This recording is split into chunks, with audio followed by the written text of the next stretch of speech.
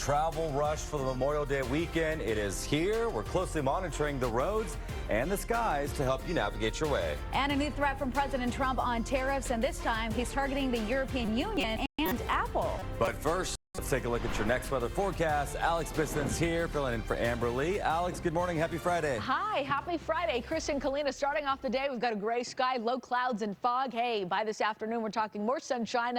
Starting you off with a look at LAX. And yeah, it's foggy out there.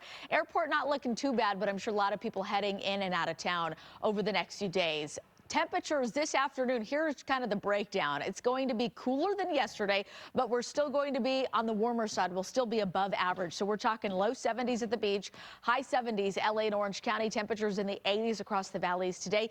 Here is a look at your Memorial Day weekend forecast. LA, Orange County, high 70s today. We're going to sink down to the low 70s as we head towards Saturday, Sunday, holding steady to the low 70s as we head into Monday. We'll continue that theme of night through morning, low clouds, fog, sunshine by the afternoon. So that is a really quick glance at what to expect for Memorial Day weekend in LA and Orange County. Of course, we're going to have your complete forecast for the desert communities, the valleys, the coastline, and of course, what to expect as we head into next week too. Kalina, you're busy. I'm sure talking traffic for Memorial Day weekend. Yeah, so we have your best and worst times to leave today. I also just want to focus though on this SIG alert right now. It's an overturned big rig on the 14 between Avenue A and Avenue H. Both southbound lanes are still blocked off, and when northbound lane is open, you still want to take your alternate routes this morning. You can take Sierra Highway or 60th to go ahead and get around it.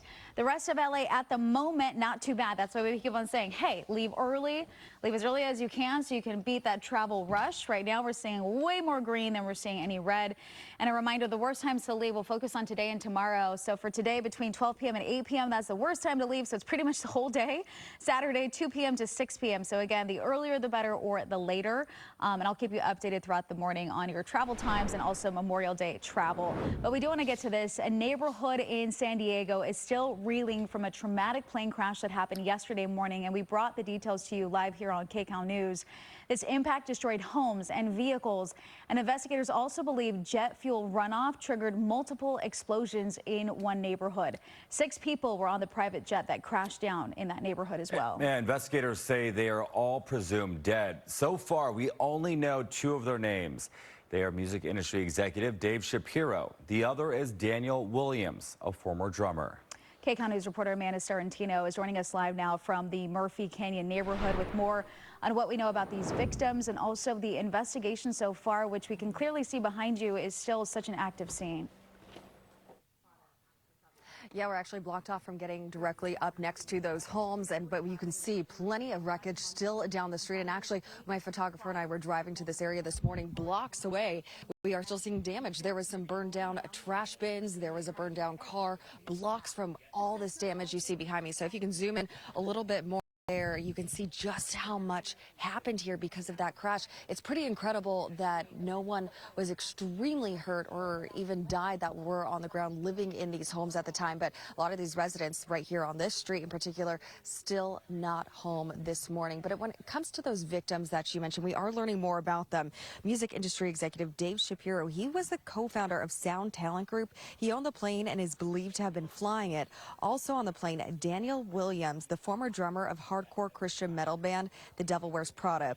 He posted photos to Instagram the night before of the plane on the tarmac at Teterboro Airport in New Jersey, and another in the cockpit with the caption, "Hey, you look at me, I'm the co-pilot now."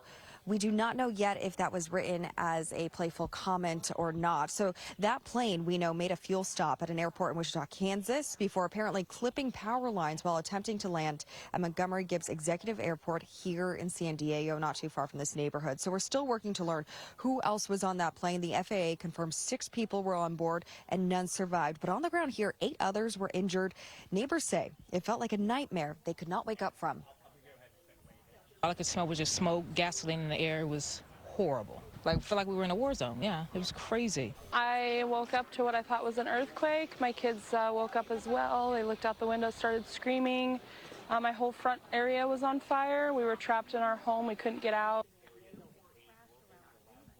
Absolutely horrifying. So that crash set off a chain reaction in this U.S. Navy-owned housing. Residents shaken awake just before 4 a.m.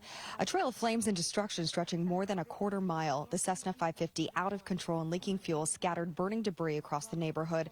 Jet fuel igniting vehicles one after another. And a home was engulfed in flames at one point. Even seasoned first responders say the damage is unlike anything they've ever seen.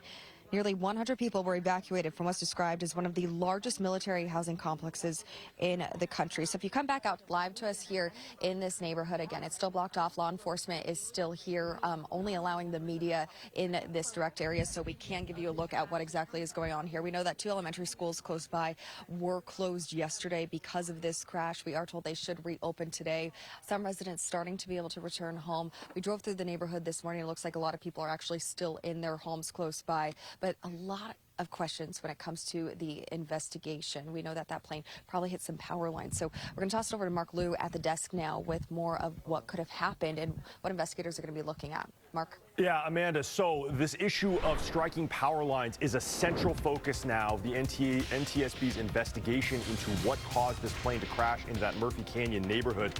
It appears that these power lines may have been directly in the flight path of this aircraft, and low visibility may have contributed to that. Okay, so this is video shot by one of our news crews of the power lines that the NTSB is looking at. You could see those power cables hanging down and the debris on the road just to the east of that Murphy Canyon neighborhood where that plane crashed yesterday. That looks like a wing on the ground there, and you can see they've closed the road.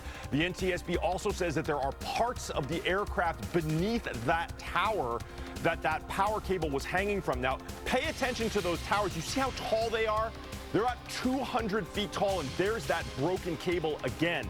I want to show you on the map why this is so important to the NTSB's investigation. So this is the flight radar map of that Cessna citation's flight path. Yesterday, you can see that it took off from Wichita, as we had mentioned earlier, and came in directly into the San Diego area. And I'm going to zoom in right where the radar log ends, right here. And you're going to see that plane stops, drops off the radar right here on the map.